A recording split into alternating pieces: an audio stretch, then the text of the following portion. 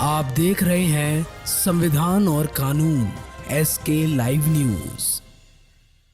राजनीतिक पिछलगू बनकर नहीं रहेगा। कुशवाहा पिछड़ों और वंचित समुदाय के राजनीतिक भागीदारी के लिए जन आशीर्वाद संवाद की शुरुआत। निशिकांत नवादा सूबे के पिछड़े एवं वंचित समुदाय को उनके जन भागीदारी के अनुसार राजनीतिक हिस्सेदारी दिलाने के लिए समाजसेवी निशिकांत सिन्हा जन आशीर्वाद संवाद की शुरुआत किया। नवादा गया पथ पर स्थित आदर्श वाटर पार्क के मैदान में आयोजित विशाल जनसभा को संबोधित करते उन्होंने कहा कि बिहार के लेनिन कहे जाने वाले शहीद जगदेव बाबू के विचारों के अनुरूप वंचित एवं पिछड़ा समुदाय के हक के लिए यह जन आशीर्वाद संवाद का प्रारंभ किया गया है। उन्होंने कहा कि सम्राट अशोक के वंशज रहे कुशवाहा समाज की बिहार में 14% आबादी है, लेकिन आज तक आबादी के अनुरूप इस समाज को राजनीतिक भागीदारी नहीं मिल पाई। उन्होंने कहा कि सभी पार्टियों ने इस जाति को सिर्फ अपनी राजनीतिक महत्वाकांक्षा के लिए इस्तेमाल किया।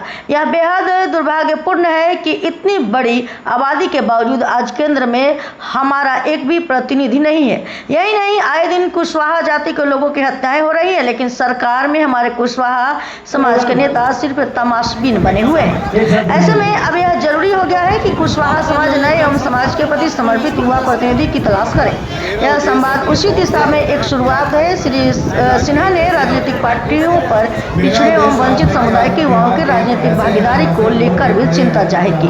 कहा कि वे युवाओं का वोट तो लेते हैं, लेकिन किसी भी राजनीतिक पार्टियों द्वारा इन्हें महत्वपूर्ण जिम्मेदारी नहीं दी जाती। उन्होंने कहा कि कुशवाहा समाज राजनीति के पिछलगू बनकर नहीं रहेगा। हमें हमारे भागीदारी के अनुरूप सत्ता में हिस्सेदारी भी लेनी होगी। उन्होंने कहा कि देश में इतनी बड़ी आबादी होने के बावजूद केंद्र में एक भी मंत्री नहीं होना कुशवाहा समाज के लिए बड़ा ही दुख की बात है। उन्होंने कहा कि मैं पूरे बिहार में समाज के लोगों से उनका विचार लेकर बिखरे समाज को एकत्रित करने का प्रयास भी करूंगा।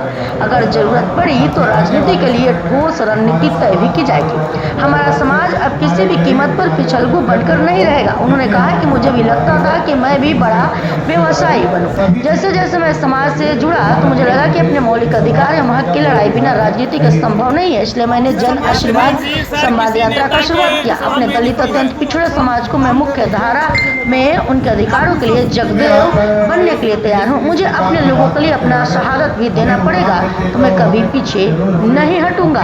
अंतिम सांस तक प्रयास करता रहूंगा। खबरों के लेटेस्ट अपडेट के लिए इसी तरह हमारे साथ जुड़े रहें और इस वीडियो को ज्यादा से ज्यादा शेयर करें।